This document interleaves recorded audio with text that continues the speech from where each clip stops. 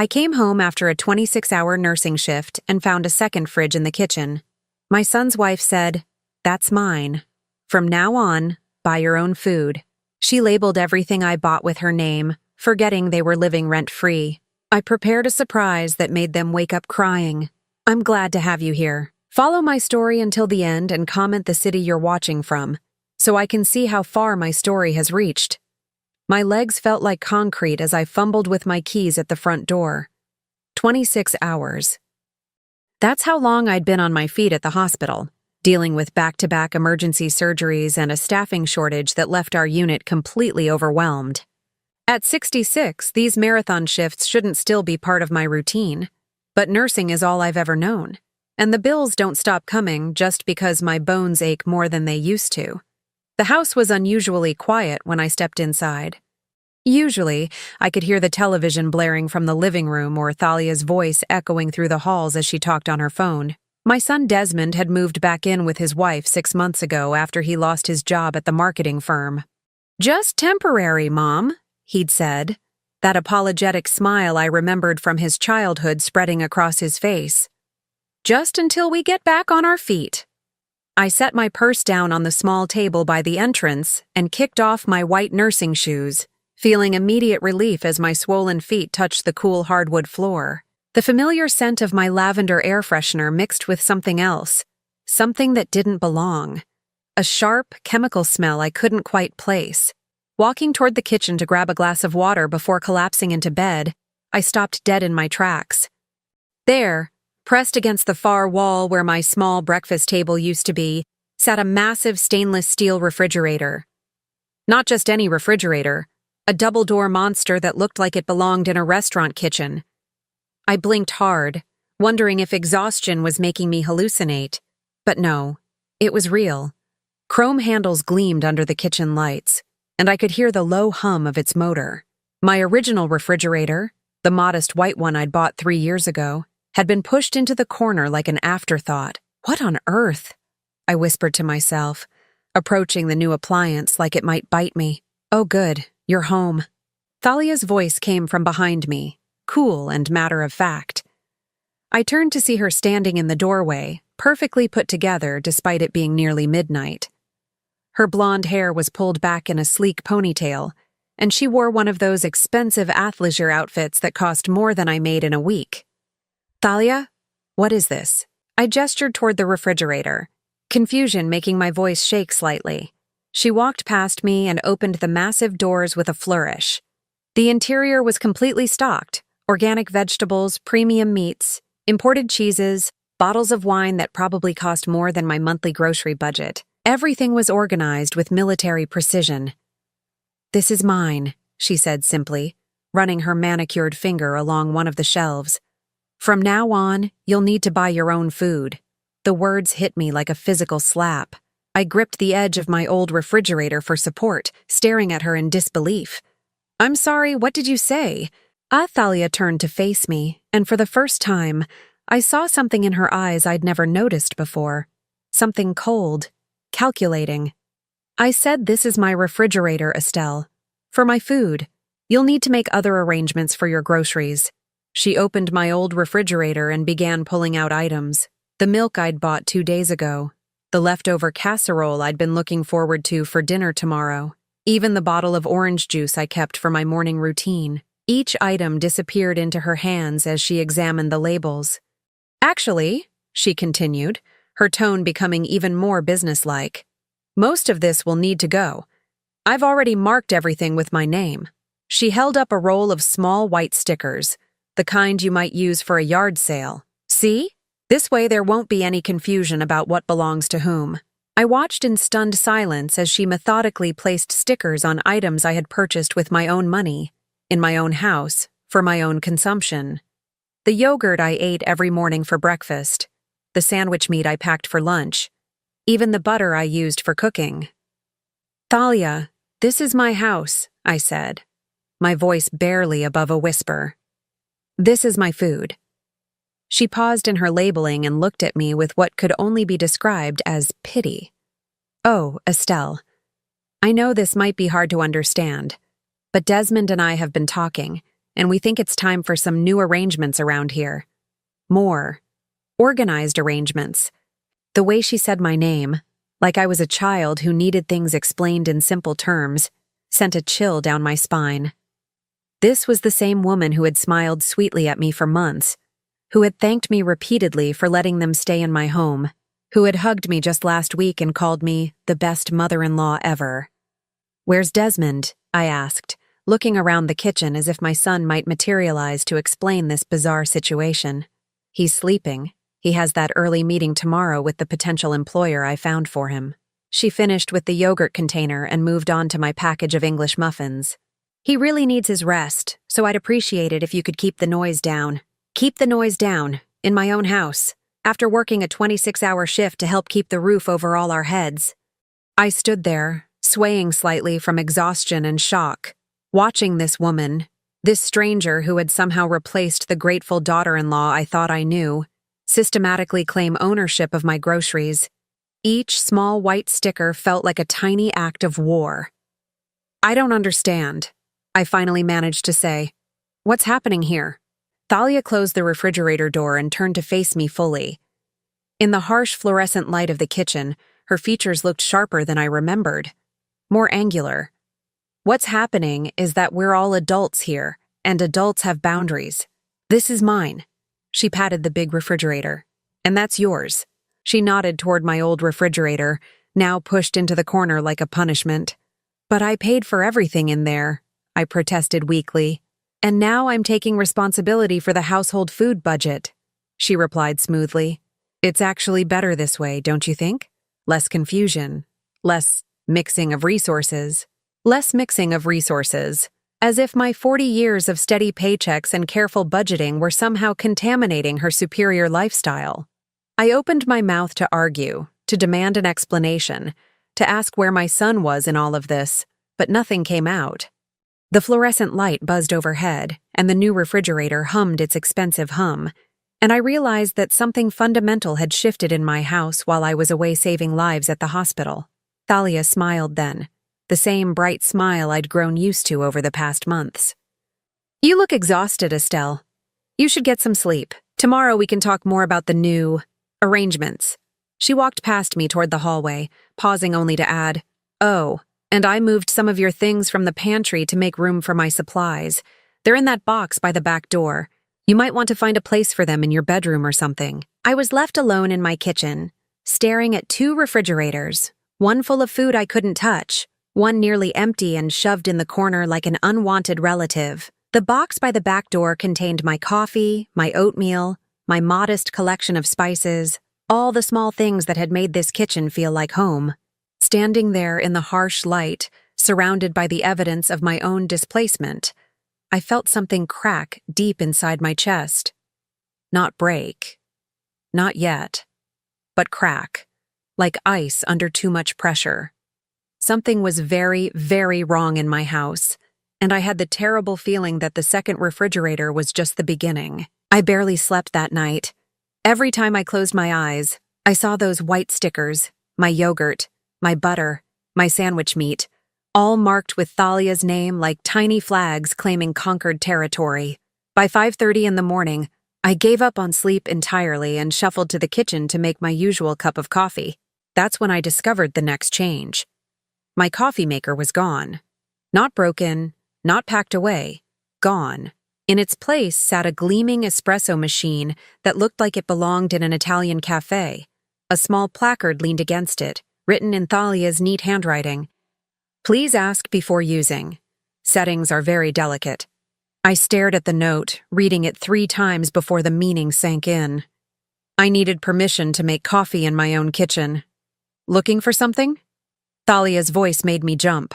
She stood in the doorway wearing a silk robe that probably cost more than my monthly utility bill. Her hair perfectly styled despite the early hour. "My coffee maker," I said, my voice hoarse from exhaustion. "Where is my coffee maker?" "Oh, that old thing? It was taking up so much counter space.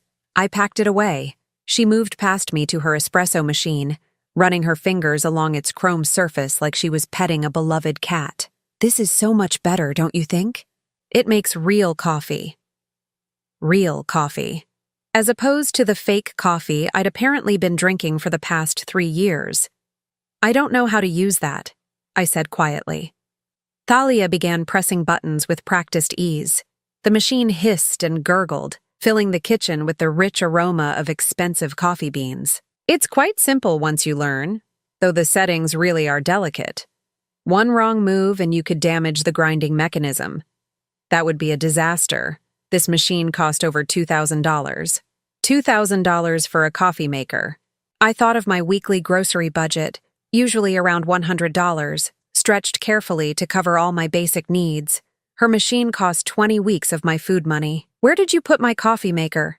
I asked again. Storage closet in the basement, along with some of your other appliances. She poured herself a perfect cup of coffee, the crema floating on top like something from a magazine advertisement. I had to make room for my kitchen essentials. You understand. My kitchen essentials. I looked around the space that had been mine for 15 years, seeing it now through different eyes. The decorative canisters my sister had given me for my birthday, gone. The small herb garden I'd kept on the windowsill, replaced with some architectural succulent arrangement. Even my kitchen towels had been swapped out for expensive-looking ones in shades of gray and white. Thalia, we need to talk about this, I said, trying to keep my voice steady. This is my house. She paused with the coffee cup halfway to her lips, tilting her head slightly like a confused puppy. Of course it is, Estelle. But we all live here now, don't we? It makes sense to optimize the space for everyone's comfort. Everyone's comfort or just yours? Her smile never wavered, but something flickered behind her eyes. I don't know what you mean. Before I could respond, Desmond appeared in the doorway. My 42-year-old son looked rumpled and bleary-eyed, wearing the same wrinkled polo shirt he'd had on yesterday. Morning, Mom? He mumbled, barely making eye contact. Desmond, we need to discuss these changes your wife has been making, I said, gesturing around the transformed kitchen. He glanced nervously at Thalia, who had moved to stand beside him, her free hand resting possessively on his arm. What changes? The refrigerator, the coffee maker, all my things being moved around without discussion. Oh, that. He rubbed his face with his hands, still not quite meeting my gaze. Yeah, Thalia mentioned she was going to organize things better. Makes sense, right? More efficient. Efficient for whom? Thalia stepped forward, her voice taking on that patient, condescending tone I was beginning to hate. Estelle, I know change can be difficult for people your age, but this really is better for everyone. You're working such long hours. When was the last time you had time to cook a proper meal? Or maintain a decent grocery inventory? This way, you don't have to worry about any of that. People your age. The phrase hit like a slap. I was 66, not 96. I'd been managing my own household perfectly well for decades. I don't want you managing my grocery inventory, I said, my voice getting stronger. I want my coffee maker back. I want my things back where they belong. Desmond shifted uncomfortably, looking anywhere but at me. Mom, maybe we could compromise? I mean, if Thalia's willing to handle more of the household stuff, doesn't that make things easier for you? It would, Thalia agreed quickly, if everyone could just be a little more flexible. She moved to the big refrigerator and opened it, revealing shelves packed with expensive food. I've already done all the meal planning for the week. Everything's organized by day and by nutritional requirements.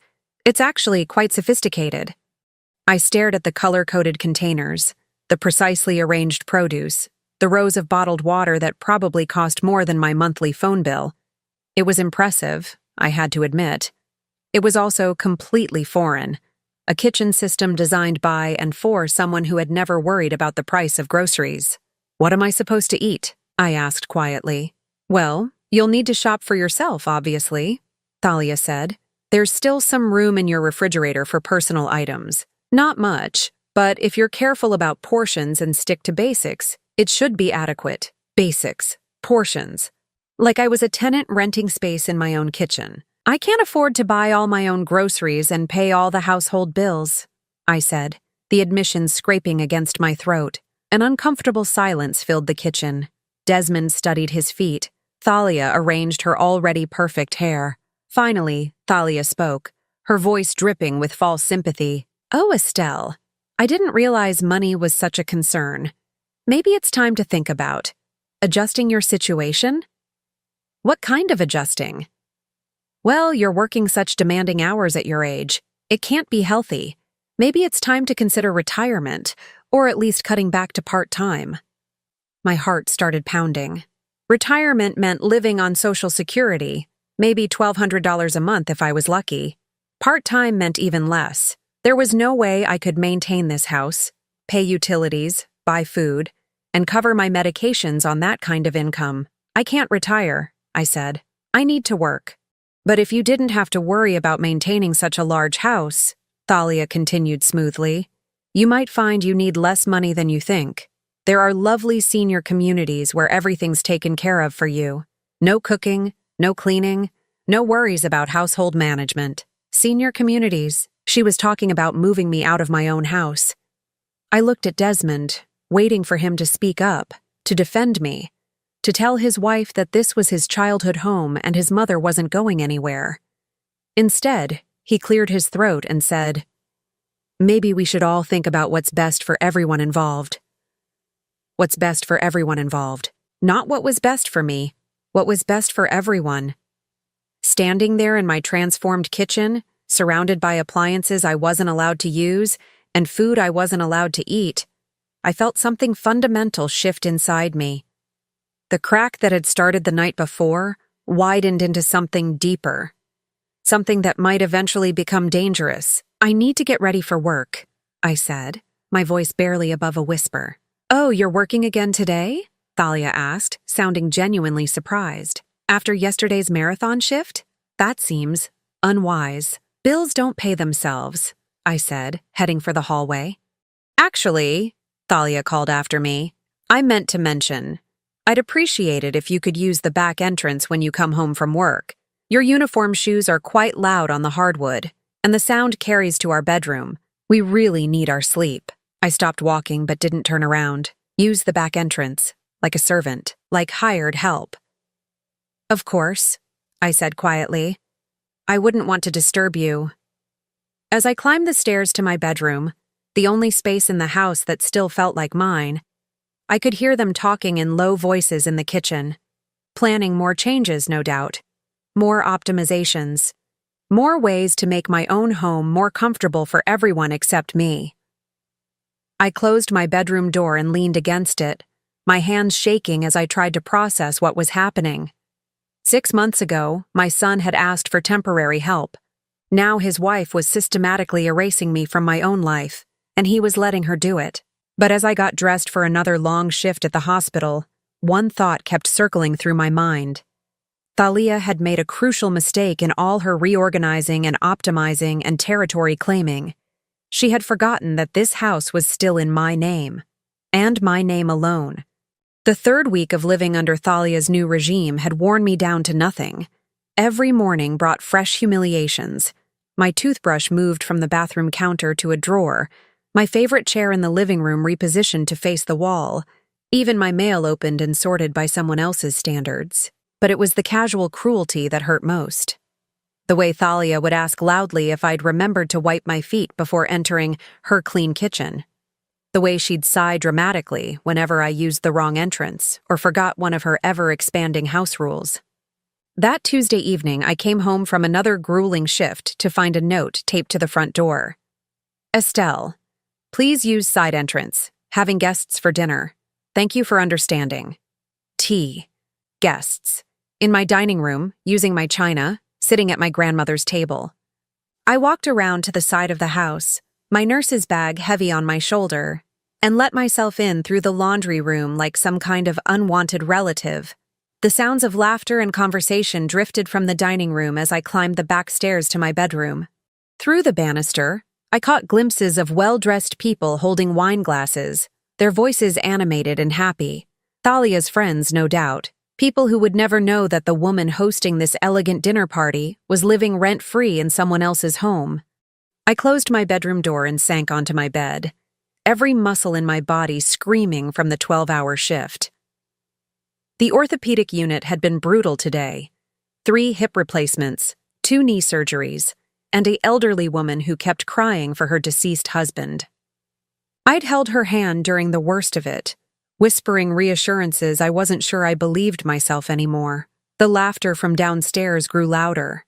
Someone was telling a story about a vacation in Europe, their voice carrying the casual confidence of someone who'd never worried about money. I pressed my pillow over my head, but it didn't help. The sound of my own exclusion seeped through the floorboards like poison. Around 11 o'clock, long after the guests had gone home, I crept downstairs to get a glass of water. The house was dark, except for a thin line of light under Desmond and Thalia's bedroom door. As I passed by on my way to the kitchen, I heard voices, low but urgent. "She's becoming a problem," Thalia was saying. I froze, my heart hammering against my ribs. They were talking about me. "She'll adjust," Desmond replied, but his voice lacked conviction. "She just needs more time." Time for what? To accept reality? "Desmond, your mother is 66 years old and working herself into the ground. It's not sustainable.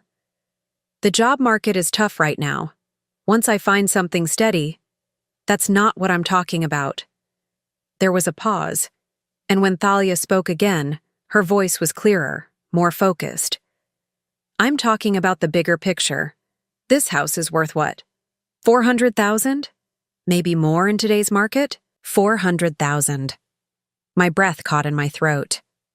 I'd had no idea the house had appreciated that much since I'd bought it 15 years ago for 180,000. "I guess," Desmond said uncertainly. "Why? Because your mother is sitting on a gold mine while working herself to death for what? 60,000 a year? 70 at most? Thalia, what are you getting at?" "I'm getting at the fact that we could all be living much better lives if she'd just be reasonable about the situation." My legs felt weak. I pressed my back against the hallway wall, straining to hear every word. "Reasonable how?" "Think about it." Thalia's voice took on that patient, explaining tone I'd grown to hate. "She signs the house over to you, her only son, her natural heir anyway, and we use the equity to set everyone up properly. She could move into one of those nice senior living places, no more worrying about maintenance or property taxes or any of that stress, and we could finally start building the life we deserve, the life they deserve, with my house, my home, my life's work reduced to equity to be cashed in for their convenience." "I don't know," Desmond said slowly. "That seems kind of." "Kind of what? Smart? Practical?" "Desmond, your mother isn't going to live forever. Eventually you'll inherit the house anyway. This way, everyone benefits now, instead of waiting for some tragic accident or illness." Some tragic accident or illness. The casual way she said it made my skin crawl. "She'd never agree to it," Desmond said. "She might, if we approach it right. Frame it as helping her, not helping us. Emphasize how much easier her life would be without all these responsibilities. Hell, we could even find her a place near that hospital where she works. Shorter commute, more time to rest. And if she says no?" There was a long silence.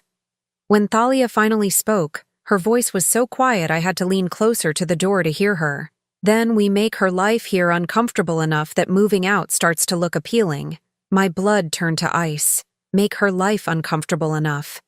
All the changes, all the rules, all the casual cruelties, none of it had been about organization or efficiency. It had been a campaign, a systematic effort to drive me out of my own home. "Thalia, I can't ask her to do that," Desmond said, but his protest sounded weak. "You won't have to ask. I've already found the perfect place. Sunset Manor, about 10 minutes from the hospital. Very nice, very clean. I picked up a brochure today." She'd picked up a brochure. She'd been planning this, researching nursing homes for me like I was a problem to be solved rather than a human being with rights and feelings. "How much does a place like that cost?" Desmond asked. "Around $3,000 a month for a basic apartment. But here's the beautiful part. Once we have access to the house equity, we can set up a trust that covers her expenses indefinitely. She'll never have to worry about money again. $3,000 a month. More than double my current housing costs. To live in a tiny apartment surrounded by people waiting to die. And all funded by the sale of my home, my sanctuary, my only real asset in the world. I need to think about this, Desmond said finally. Of course, but don't think too long. The housing market is hot right now, and your mother isn't getting any younger. The longer we wait, the more difficult this becomes. I heard the bed creak as one of them moved. Panicking, I crept quickly back toward the kitchen, my heart pounding so loudly I was sure they could hear it through the walls. I grabbed a glass from the cabinet and filled it with water, my hands shaking so badly that water splashed onto the counter. The devastating reality crashed over me like a wave. This wasn't about cleanliness or organization or making the household run more smoothly. This was about money, my house, my life's work being systematically dismantled by two people who saw me not as family, but as an obstacle to their financial goals. Every kindness Thalia had shown me over the past months had been calculated. Every smile, every compliment, every moment when I'd thought maybe we were finally bonding, all of it had been part of a plan to get me to trust her enough to sign away everything I'd worked for. And Desmond, my son, who I'd raised alone after his father left, who I'd supported through college and 2 failed business ventures, who I'd welcomed back into my home without question when his life fell apart, he was going along with it, maybe reluctantly, but he was going along with it. I set the glass down on the counter and gripped the edge of the sink, staring out the window into the darkness of my backyard. The garden I'd planted and tended for 15 years was barely visible in the moonlight, but I could see the shape of the rose bushes, the small vegetable patch where I grew tomatoes and herbs. Everything I'd built, everything I'd worked for, everything that made this place home. They wanted to take it all and warehouse me somewhere convenient while they enjoyed the profits. But there was something they didn't know. Something Thalia had missed in all her research and planning. I wasn't just a tired old nurse they could manipulate and discard. I'd been taking care of difficult people for 40 years. I'd dealt with demanding patients, manipulative family members, and doctors who thought they could push me around because I was just a nurse. I'd learned to be strategic, I'd learned to be patient, and I'd learned to fight back when fighting was the only option. Standing in my kitchen, no matter what labels Thalia put on the refrigerator, I felt something shift inside me. The hurt and confusion of the past weeks crystallized into something harder, something focused. They thought they were dealing with a helpless old woman who could be frightened into giving up everything she'd worked for. They were about to discover just how wrong they were. The water in my glass had gone warm, but I drank it anyway, swallowing it like medicine. Tomorrow, I would start making some changes of my own, changes they weren't expecting. Changes that would remind them exactly whose name was on the deed to this house. I called in sick for the first time in 3 years. The lie came easily when I phoned the charge nurse at 6 in the morning. Food poisoning, I said, making my voice weak and apologetic. I'm so sorry for the short notice. Don't worry about it, Estelle. You never call out. Take care of yourself, Nancy replied, and I almost felt guilty for the deception. Almost. But I had more important things to do than feel guilty. While Thalia and Desmond slept peacefully in what they'd begun treating as their master bedroom, I was already dressed and planning my day. I'd heard Thalia telling her friend on the phone that they'd both be out until evening. Some job interview for Desmond followed by lunch with her sister. Perfect. My first stop was downtown, to the law office of Margaret Chen. Maggie and I had been friends since nursing school 45 years ago, back when we were both young and idealistic and thought we could save the world one patient at a time. She'd switched to law after 5 years of nursing, but we'd stayed close. She was the only person I trusted completely, and more importantly, she was the only person who knew my full financial situation. Estelle, this is a surprise, Maggie said, looking up from her desk as her secretary showed me in. At 67, she was a year older than me but looked at least 10 years younger. Money and power were excellent preservatives, apparently. Are you okay? You look. Terrible, I know, I said, settling into the leather chair across from her desk. That's actually why I'm here. I told her everything. The refrigerator, the rules, the systematic erosion of my place in my own home. Most importantly, I told her about the conversation I'd overheard the night before. Maggie listened without interruption, her expression growing darker with each detail. When I finished, she leaned back in her chair and shook her head. Jesus, Estelle, this is elder abuse. Textbook psychological manipulation with the clear intent to commit financial fraud. Can they actually do it? Force me to sign over the house? Not legally, no. But they can make your life hell until you give in, which it sounds like they're already doing. She pulled out a yellow legal pad and started making notes. Tell me about the house. When did you buy it? Is it paid off? Any liens or mortgages? Bought it in 2008 for $180,000. Paid it off completely 3 years ago with money from my retirement account. The memory of that final payment still gave me satisfaction. After decades of rent and mortgages, I'd finally owned something completely. And it's in your name only? Yes. Robert and I were already divorced when I bought it. She scribbled more notes. Current market value? Thalia mentioned $400,000 last night. Is that accurate? Maggie pulled up something on her computer, typing rapidly. $425, actually. Based on recent comparable sales in your neighborhood. Jesus, Estelle. You're sitting on nearly $250,000 in equity. $250,000. No wonder Thalia's eyes had gotten so bright when she talked about the housing market. What are my options? I asked. Several. First, I can draft a formal letter to both of them documenting their behavior and making it clear that any attempt to coerce you into signing over property will result in criminal charges. That sounds like escalation. I'm not ready for war yet. Maggie raised an eyebrow.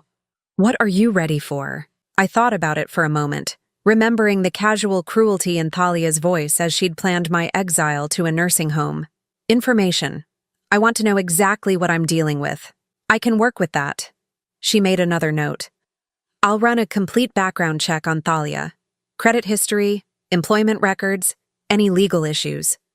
It'll take a few days. What about protecting the house in the meantime? There are several ways to do that.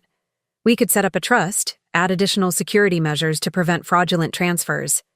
But the simplest solution is also the most effective. She looked at me seriously. You could sell it. My heart stopped. Sell my house? Hear me out. You sell the house, take the equity, and use it to buy something smaller. Maybe a nice condo closer to the hospital. Cash purchase, no mortgage, your name only. They can't manipulate you into signing over something you don't own anymore. The idea was terrifying and thrilling at the same time, but where would Desmond and Thalia go? That would be their problem to solve, wouldn't it? I sat with that for a moment. My son and his wife, forced to figure out their own housing situation like actual adults. No more free rent. No more subsidized lifestyle. No more treating me like an inconvenience in my own home. I need time to think about it, I said finally. Of course. But Estelle? Maggie's voice was gentle but firm. Whatever you decide, decide quickly. People like this don't stop escalating. They keep pushing until they get what they want, or until someone pushes back harder. My second stop was the bank. I'd been using the same branch of First National for 15 years, and the manager, David Rodriguez, knew me well. When I asked to speak privately about my accounts, he immediately ushered me into his office. Is everything all right, Mrs. Patterson? He asked, closing the door behind us. I need to understand my financial position, I said. All of it. Savings, checking, retirement accounts, the value of my house, everything. He pulled up my accounts on his computer, and we spent the next hour going through each one. The numbers were better than I'd expected. My retirement account had recovered nicely from the market dips of the past few years. My savings account, while modest, was enough to cover several months of expenses. And my checking account showed a pattern I'd never really noticed before. Steady income, minimal expenses. I'd been living so frugally for so long that I'd actually been saving money without realizing it. You're in good shape, Mrs. Patterson, David said finally. Better than a lot of people your age, honestly. You've been very responsible with your money. Responsible, frugal, careful. All the things Thalia thought made me weak actually made me strong. If I wanted to sell my house and buy something smaller with cash, How quickly could that happen? David raised his eyebrows. Are you thinking of downsizing? I'm thinking of taking control of my life. He smiled at that. With the right real estate agent and a motivated buyer, you could close in 30 days. Maybe less if you're flexible on price. 30 days. 1 month to completely upend the life Thalia and Desmond had planned for me. My final stop was the most important one. Heritage Realty was the biggest firm in town, and I'd seen their signs in yards throughout my neighborhood. The receptionist directed me to Sarah Williams, a sharp-eyed woman in her 50s who looked like she could sell ice to Eskimos. Mrs. Patterson, what can I do for you today? I want to sell my house. Quickly and quietly. Sarah's expression sharpened. How quickly? Is 30 days possible? For the right property at the right price, anything's possible. She pulled out a tablet and started asking questions. Address, condition of the house, any recent improvements, timeline for moving out. I'll need to see the property, of course. But based on what you're telling me and the current market conditions, I think we could list it at $410,000 and have offers within a week. $410,000. Even after real estate commissions and closing costs, I'd walk away with close to $375,000. More money than I'd ever had in my life. There's one condition, I said. I need complete discretion until we have a firm offer. No yard signs, no online listings that show the address. No walk-through appointments unless I specifically approve them. Sarah nodded. We can do what's called a pocket listing. Market it through our network of agents and qualified buyers without public advertising. It'll limit the pool of potential buyers somewhat, but in this market, that shouldn't be a problem. And how quickly could I close on a new property? If you're paying cash, 2 weeks, maybe less. I left the real estate office with Sarah's business card and a promise that she'd drive by my house that evening to assess it for listing. My hands were shaking as I got back in my car, but not from fear, from excitement, from possibility, from the intoxicating feeling of taking control after weeks of being controlled. I spent the rest of the afternoon driving around neighborhoods closer to the hospital, looking at condos and small houses with for sale signs. Most were in my price range. Many were in better condition than my current house, and all of them came with one crucial advantage: no unwanted residents who thought they owned the place. By the time I got home at 5 o'clock, I had a plan, not just for selling the house, but for what came after. Where I'd live, how I'd handle the transition, what I'd tell Desmond and Thalia when the time came. They were in the kitchen when I entered through the back door, my assigned entrance. Thalia was cooking something that smelled expensive, and Desmond was sitting at the breakfast bar scrolling through his phone. "Oh good, you're home," Thalia said without looking up from her pan. "I was worried when you didn't come home last night. I hope you're feeling better." "Much better," I said, and meant it completely. "How was your day?" "Productive," she replied, finally glancing at me. "Desmond had a very promising interview, didn't you, honey?" Desmond looked up from his phone. "Yeah, it went well. Should hear back within a few days."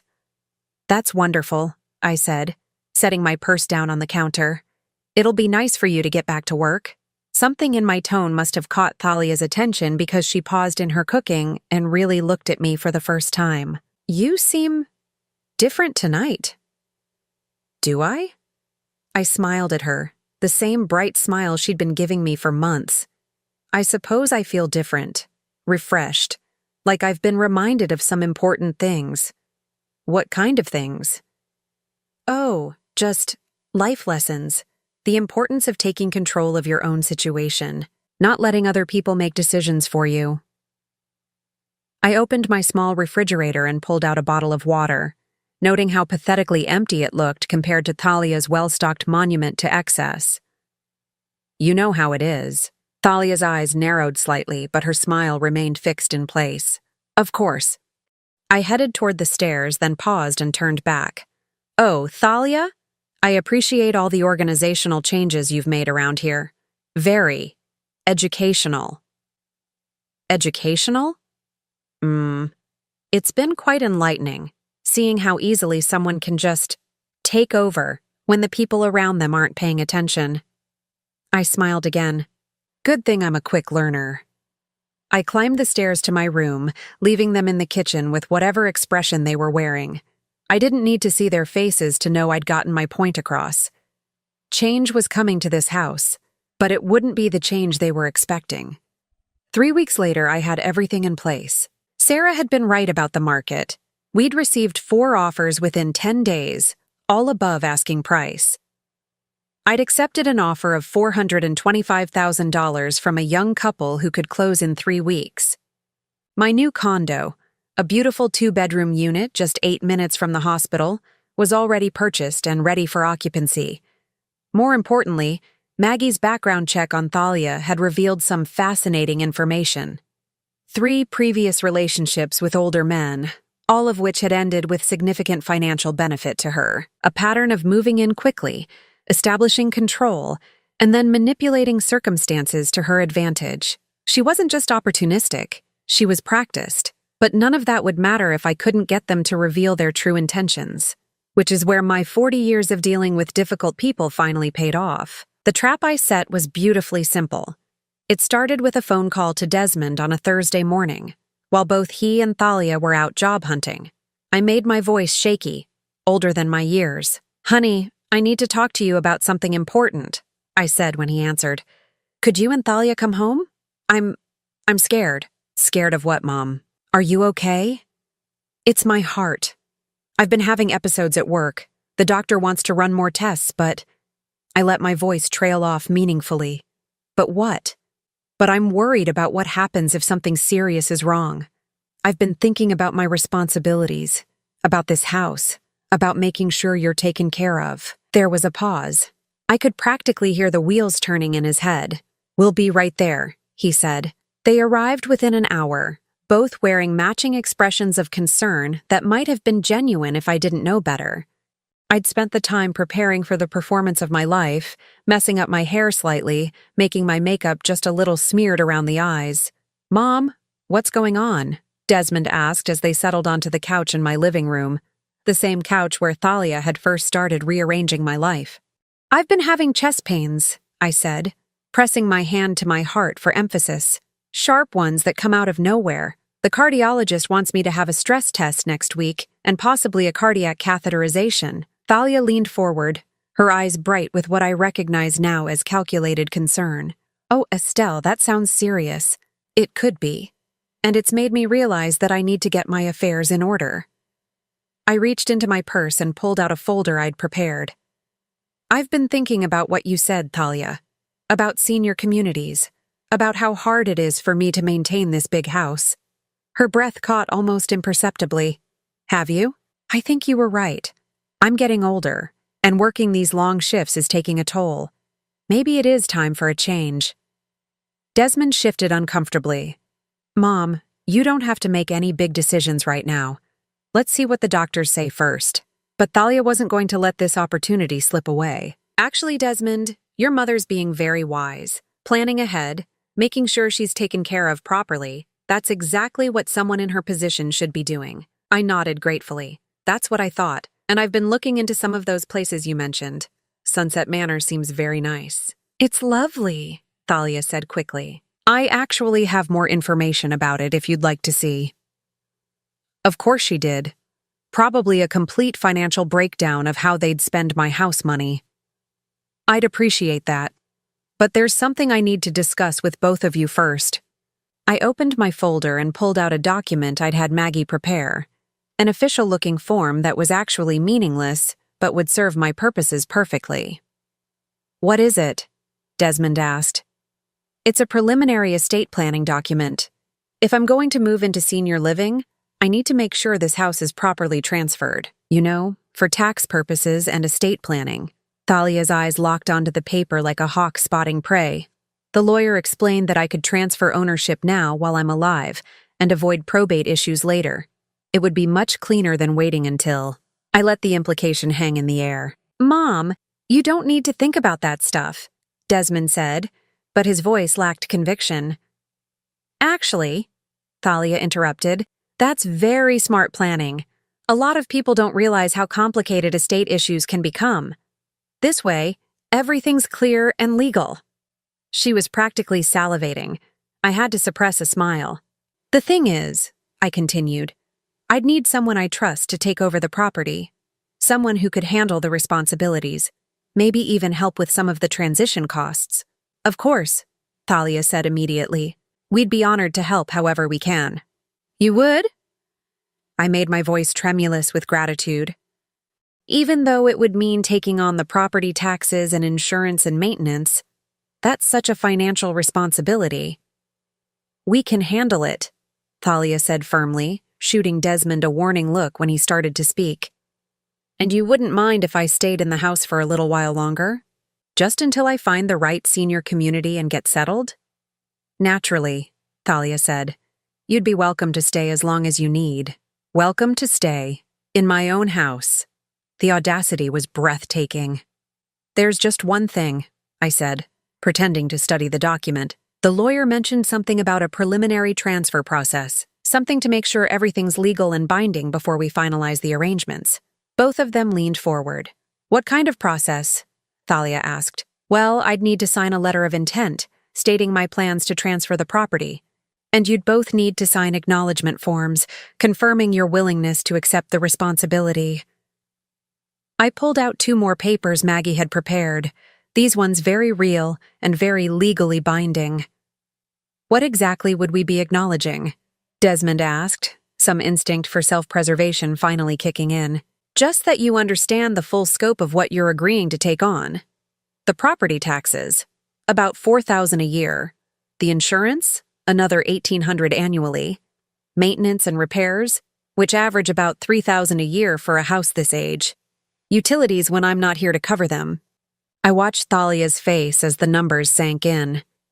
Nearly $9,000 a year in carrying costs, not counting mortgage payments they didn't know didn't exist. Of course, she said smoothly. Once the property transfer is complete, we'd have access to the equity to cover those expenses. Oh no, I said, shaking my head sadly. That's not how it works. The equity stays locked up until I actually move out and we sell the house. This preliminary transfer is just to establish legal responsibility. Very common in estate planning, according to the lawyer. The light in Thalia's eyes dimmed slightly. How long would that arrangement last?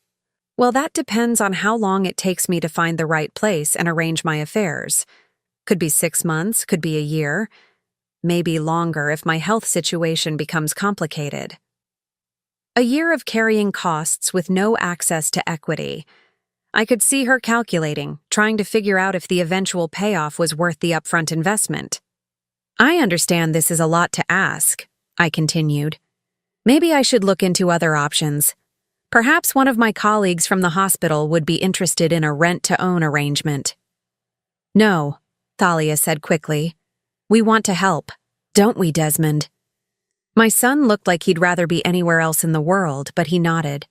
Of course, Mom, if that's what you want. You're both so kind, I said, reaching for a pen. Should we make this official then? I signed my name to the meaningless letter of intent with a flourish, then handed the pen to Thalia. She signed her acknowledgement form without reading it carefully, a mistake that would cost her dearly. Desmond signed his more reluctantly, but he signed it. There, I said, collecting all the papers and putting them back in my folder. Now I feel so much better knowing everything's arranged properly. When do you think you'll start looking at places seriously? Thalia asked. Oh, I already have. In fact, I have an appointment this weekend to tour a few facilities. Very exclusive places, the kind where you have to be on a waiting list. Her smile was triumphant. That's wonderful, Estelle. I'm so proud of you for taking this step. After they left the room, presumably to celebrate their victory in private, I sat alone in my living room and allowed myself a small, satisfied smile. The documents they'd signed weren't meaningless after all. They were legal acknowledgments of financial responsibility for my property, binding them to cover all carrying costs regardless of whether they actually owned the house. More importantly, I'd recorded the entire conversation on my phone. Every greedy word, every manipulative suggestion, every moment where they'd revealed their true intentions. Maggie had assured me it would be admissible in court if things escalated that far, but I didn't think it would come to that, because tomorrow, they'd discover that the house they thought they were inheriting had already been sold. That the woman they'd been manipulating and controlling had outmaneuvered them completely, and that the financial responsibility they'd just legally accepted was for a property they'd never own. The closing was scheduled for 10 o'clock the next morning. By noon, Desmond and Thalia would learn that their perfect plan had one fatal flaw. They'd underestimated the woman they were trying to cheat. I'd spent weeks being treated like a burden, a problem to be solved, an obstacle to their happiness. Tomorrow, they'd discover what happened when you tried to con someone who'd spent 4 decades learning how to read people's true intentions. I went to bed that night with the most peaceful sleep I'd had in months. Tomorrow would bring the reckoning they'd never seen coming. The closing went smoothly. By 10:30 Friday morning, I had a cashier's check for $378,000 tucked safely in my purse, and the young couple who'd bought my house had their keys. They'd been thrilled with the quick sale, and the fact that the property came with no complications, no liens, no disputes, no angry family members with claims on the equity. I drove home slowly, savoring what I knew would be my last trip down these familiar streets as a resident. The house looked the same from the outside, modest but well-maintained, with the garden I'd tended for 15 years still blooming despite everything that had happened inside. Desmond's car was in the driveway, but Thalia's wasn't. Perfect. I'd rather do this with just my son anyway. I found him in the kitchen, sitting at the breakfast bar with his laptop open, probably applying for more jobs. He looked up when I entered, and I was struck by how much older he seemed than his 42 years. When had the lines around his eyes gotten so deep? "Hey, Mom, how'd the doctor appointment go?" I'd forgotten about my fictional cardiac consultation. "Fine. Just routine tests. Good." He turned back to his computer. "Thalia's out looking at furniture for when when the house situation gets settled. Furniture for my house, the house I'd just sold out from under them." I sat down across from him, setting my purse carefully on the counter. "Desmond, we need to talk." Something in my tone made him look up. "What about?" "About the house. About what you and Thalia have been planning." His face went carefully blank. "I don't know what you mean." "I think you do." I pulled my phone from my purse and set it on the counter between us. "I heard you talking that night 3 weeks ago, about making my life uncomfortable enough that I'd want to move out, about cashing in on the equity, about warehousing me in some nursing home while you two enjoyed the profits." The color drained from his face. "Mom, I recorded our conversation yesterday too. The one where you both signed legal documents accepting financial responsibility for this property." "You recorded us?" His voice cracked slightly. "I've been recording everything for the past month. Every cruel comment from Thalia. Every time she treated me like a servant in my own home. Every conversation where you let her get away with it." Desmond stared at the phone like it might bite him. "Why would you do that?" "Because I needed to understand what I was dealing with. And what I discovered is that my own son was willing to manipulate and defraud his mother for money." "It wasn't like that," he said quickly. "We weren't trying to hurt you. We just thought—" "You thought what?" "That I was too old and stupid to notice what you were doing. That I'd just quietly sign over my life's work and fade away." He flinched. "We thought we were helping." "Helping yourselves." The front door opened and Thalia's voice rang through the house. "I'm back. Wait until you see the beautiful dining set I found. It'll be perfect once we—" She stopped in the kitchen doorway, taking in the scene. "What's going on?" "I was just explaining to Desmond that I know about your plan," I said calmly. Thalia's expression shifted instantly from confusion to cold calculation. "What plan?" "The one where you manipulate me into signing over my house so you can sell it and use the money to fund your lifestyle while I waste away in some nursing home." "That's ridiculous," she said, but her voice lacked conviction. "Is it? Because I have recordings that say otherwise." The temperature in the room seemed to drop 10 degrees. Thalia moved to stand behind Desmond, her hands gripping the back of his chair. "Even if that were true," she said carefully, "you already agreed to transfer the house. You signed the papers yesterday." I smiled then, the same bright smile she'd been giving me for months. "Actually, I didn't." "What do you mean?" "I mean the papers you signed were real legal documents. Mine was just a piece of paper my lawyer created to see what you'd do. You're both legally obligated to cover the carrying costs of this property for the next year, regardless of whether you own it. Desmond looked confused. But you said you were transferring. I lied, just like you've been lying to me for months. Thalia's grip on the chair tightened. You can't do this. We had an agreement. No. We had a conversation where you revealed your true intentions, and I pretended to go along with it. I stood up, slinging my purse over my shoulder. The same way you've been pretending to care about my well-being while systematically trying to steal everything I own. Where are you going? Desmond asked. To my new home. The condo I bought with the money from selling this house. The silence that followed was deafening. I watched understanding dawn on their faces. First confusion, then disbelief, then growing horror as they realized what I'd done. You sold the house? Thalia whispered. Closed this morning. $378,000 cash in hand. But we signed those documents. We're responsible for the taxes and insurance and maintenance and utilities, I finished. Yes, you are. For the next year, you're legally obligated to cover all carrying costs for a property you'll never own.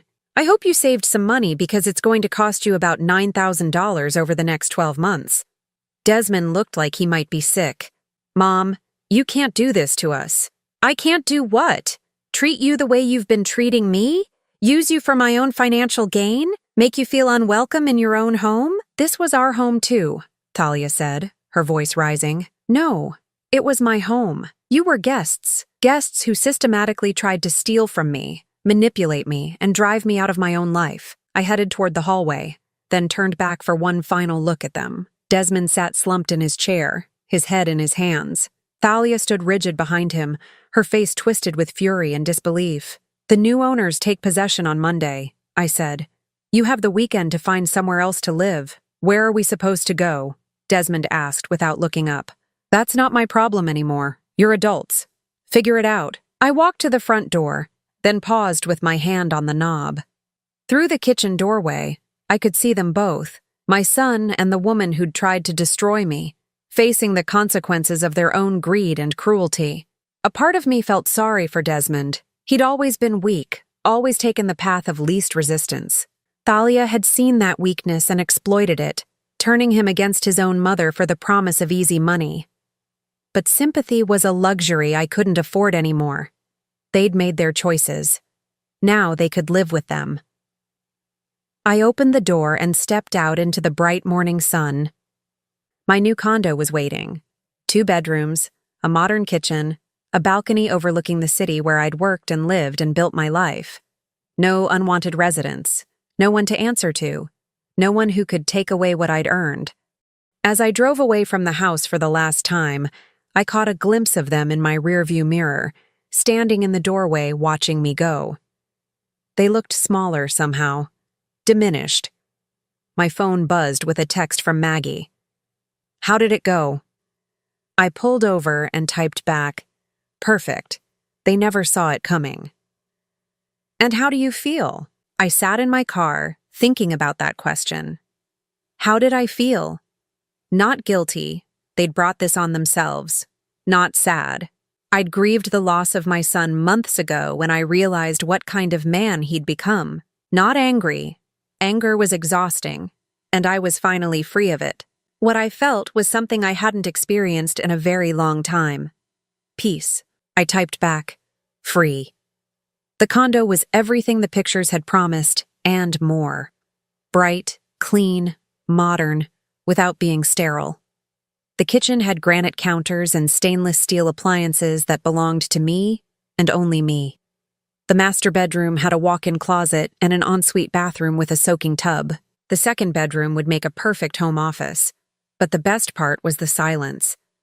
No footsteps overhead, no voices making cruel jokes, no feeling of being unwelcome in my own space. Just quiet, blessed solitude. I made myself a cup of coffee. Real coffee, from my old coffee maker that I'd rescued from the basement storage room, and sat on my new balcony looking out over the city. Somewhere down there, Desmond and Thalia were probably having the fight of their lives, trying to figure out how to salvage their shattered plans. It wasn't my problem anymore. My phone rang around noon. Desmond's name on the caller ID. I let it go to voicemail, then listened to his message. "Mom, please call me back. We need to talk about this. There has to be some way to work things out." I deleted the message without responding. An hour later, Thalia called. Her voicemail was less conciliatory. "You think you're so clever, don't you? But this isn't over, Estelle. You can't just abandon your family and think there won't be consequences." I blocked her number. That evening, as I unpacked the last of my boxes in my new home, I found the photo album I'd put together months ago, the one documenting Desmond's childhood, all the times I'd been there for him, all the sacrifices I'd made to give him a good life. I flipped through the pages one last time, looking at pictures of birthday parties and Christmas mornings, school plays and baseball games. The little boy in those photos bore no resemblance to the man who'd tried to steal my home. I closed the album and put it in the back of my bedroom closet. Some chapters in life were meant to stay closed. 6 months later, I was settling into my new routine beautifully. Work was less stressful with the shorter commute, and I'd even started taking some of the optional training classes I'd never had time for before. My savings account was growing steadily without the burden of supporting 2 additional adults. I heard through mutual acquaintances that Desmond and Thalia had moved in with her parents temporarily, then later rented a small apartment across town. Their relationship had apparently suffered under the strain of their failed scheme. Turns out that couples united primarily by greed don't handle disappointment well. Desmond had found work eventually, but at a much lower salary than he'd expected. Thalia had discovered that the job market wasn't particularly welcoming to someone whose primary qualification was manipulating elderly people. I felt nothing when I heard these updates. No satisfaction, no pity, no regret. They were strangers to me now, people whose names I recognized but whose lives no longer intersected with mine. That was exactly how I wanted it. On my 67th birthday, I treated myself to something I'd never done before. A weekend trip to the coast just because I could. I sat on the beach watching the sunset, listening to the waves, feeling the salt air on my face. For the first time in years, I wasn't taking care of anyone but myself. I wasn't worrying about anyone else's problems or needs or demands. I was just a woman sitting on a beach, watching the end of another day, knowing that tomorrow would bring whatever it brought and I'd handle it on my own terms. It was the most beautiful sunset I'd ever seen. Now, I'm curious about you who listened to my story. What would you do if you were in my place? Have you ever been through something similar? Comment below. And meanwhile, I'm leaving on the final screen 2 other stories that are channel favorites, and they will definitely surprise you. Thank you for watching until here.